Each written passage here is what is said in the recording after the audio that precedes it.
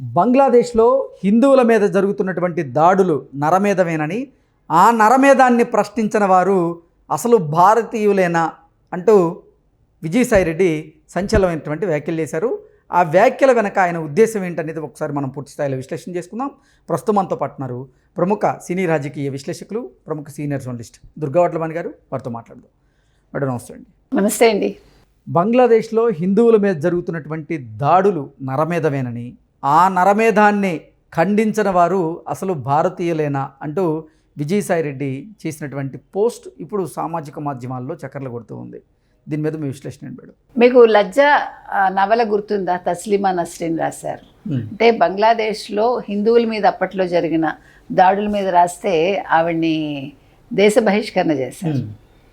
అందుకని అంటే నేను అనేది ఏంటంటే, బంగ్లాదేశ్లో హిందువుల మీద దాడులు ఇవాళ కొత్త కాదు, కానీ వీటిని ఖండించాల్సిన బాధ్యత భారతదేశంలో ఉండే ప్రతి పౌరుడి మీద ఉంది, ప్రతి రాజకీయ పార్టీ మీద ఉంది. కానీ నిన్న మీరు చూసుకుంటే కనుకైతే ఒక అతన్ని ఏదో మహమ్మద్ని ఏదో అన్నారు అని ఒక అతన్ని కొట్టి, అతన్ని పైగా ఒక చెట్టుకి ఉరివేసి అంటించేశారు ఒక హిందువుని.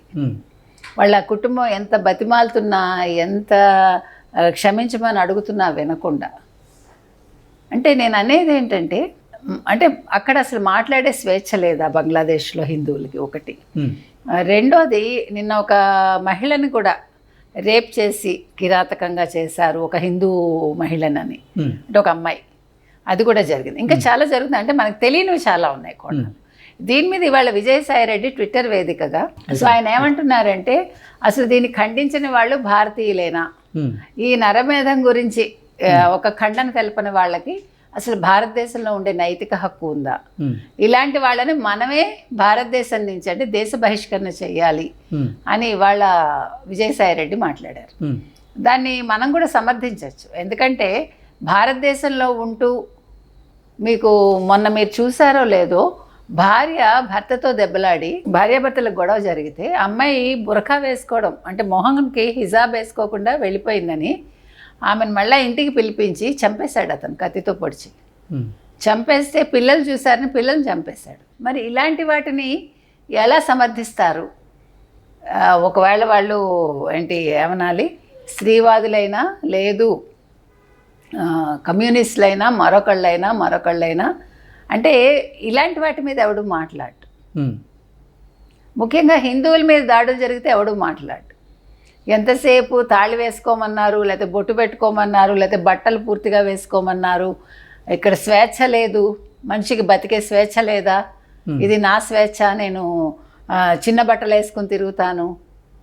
వీటి మీద మాత్రం మీకు ట్విట్టర్లో ఓ పుంఖానుపుంఖంగా వచ్చేస్తాయి. అవునా కదా? కానీ నిజంగా అన్యాయం జరిగినప్పుడు, నిజంగా హిందువుల మీద దాడి జరిగినప్పుడు ఈ సోకాళ్ళు వాళ్ళు ఎవరు కూడా నోర్లు విప్పరు. నేను అంటున్నది ఏంటంటే, వాళ్ళు హిజాబ్ ధరించాలి, ఓకే, అది వాళ్ళ ఇష్టం, దాని గురించి నేనేమీ మాట్లాడను. బురఖా వేసుకోవాలి, కరెక్టే, అది వాళ్ళ మతాచారం, వేసుకోవాలి. కానీ హిందువులని మీరు బయటకు వచ్చినప్పుడు కొంచెం మంచి బట్టలు వేసుకోండి, మంచి ఇన్ ద సెన్స్ కాస్ట్లీ అని నేను మాట్లాడటలే, కొంచెం ఒళ్ళు కప్పుకొని రండి అంటే మాత్రం మాకు ఇక్కడ స్వేచ్ఛ లేదా, మా ఇష్టం అని అంటారు. నేను అనేది ఏంటంటే, మీరు ఒక్కొక్క మతానికి సంబంధించి ఒక్కో రకమైన ఫీలింగ్స్ బయట పెడుతున్నారు. ఇవాళ హిందువుల మీద దాడి జరిగితే మీరు మాట్లాడరు. పహల్గామ్ దాడి గురించి జస్ట్ ఆస్కింగ్ ప్రకాష్ రాజు ఏదో నామమాత్రంగా ఒక సానుభూతి తెలిపి వాళ్ళ మతం అడిగి వాళ్ళని చంపారు అనే పదాన్ని ఆయన వాడలేదు, మీకు గుర్తుంటే. అంటే మతం అడిగి వాళ్ళ బట్టలు విప్పి, అది ఎంత దుర్మార్గం, ఎంత అన్యాయం, దాని మీద ఎవడు స్పందించలా. నేను అంటున్నది అది. హిందువుల దాకా వచ్చేసరికి బంగ్లాదేశ్లో హిందువుల మీద ఇంత నరమేధం జరుగుతుంటే సోకాల్డ్ సెక్యులరిస్టులు ఏమైపోయారంటారు?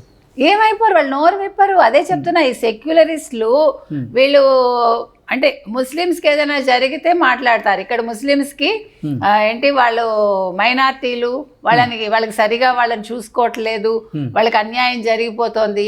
ఈవెన్ మీకు ఏంటి మిగతా దేశాల వాళ్ళు కూడా దాని మీద మాట్లాడతారు. భారతదేశం వచ్చేసరికి ప్రతివాడు మాట్లాడతాడు, ఇక్కడ చాలా బాగా ఉన్నా కూడా బాగా లేదని మాట్లాడతారు.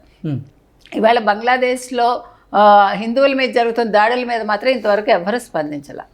దీని మీద ప్రతి ఒక్కళ్ళు స్పందించాలండి. ఇవాళ విజయసాయి రెడ్డి మన ఈ అంశంలో మెచ్చుకోవచ్చు. అట్లీస్ట్ ఆయన ధైర్యంగా నేను హిందువుల తరఫున మాట్లాడుతున్నాను అని చెప్పగలుగుతున్నాడు. సరే, అతని వ్యక్తిగత రీజన్స్ మనకు అనవసరం. అన్నింటికి మన వ్యక్తిగతానికి రాజకీయానికి ముడిపెట్టక్కర్లా. కాకపోతే ఏంటంటే అతను అభిప్రాయాన్ని అతను ధైర్యంగా స్వేచ్ఛగా అతను చెప్పగలిగాడు. అంతవరకు మనం అప్రిషియేట్ చేయాలి ఖచ్చితంగా. కాబట్టి నేను చెప్పొచ్చేది ఏంటంటే, ఇవాళ మీరు సెక్యులర్ వాదులో లేకపోతే మరొక వాదులో మీరు నోర్లు విప్పండి. ఇవాళ కాంగ్రెస్ మాట్లాడాలి, ఇవాళ బీజేపీ ఒకటే మాట్లాడటం కాదు. ఇవాళ కాంగ్రెస్ మాట్లాడాలి, మమతా బెనర్జీ మాట్లాడాలి, తృణమూల్ కాంగ్రెస్ మాట్లాడాలి. ఎందుకని చెప్తున్నానంటే, ఈ ఓట్లు మాకు ఓట్ చోరీ జరిగింది, ఓట్లు తీసేశారు, రోహింగ్యాలు మనుషులు కాదా, లేకపోతే బంగ్లాదేశ్ నుంచి వచ్చిన వాళ్ళు మనుషులు కాదా అంటే, ఇగో ఇదే మనుషులు. కాబట్టి ఇవాళ మీరు దేశం నుంచి ఎవరిని పంపిస్తారు? ఈ సెక్యులర్ వాదుల్ని పంపిస్తారా, లేదు రోహింగ్యాలను పంపిస్తారా, లేదు వెస్ట్ బెంగాల్లో ఉండే అక్రమ వలసదారులను పంపిస్తారా?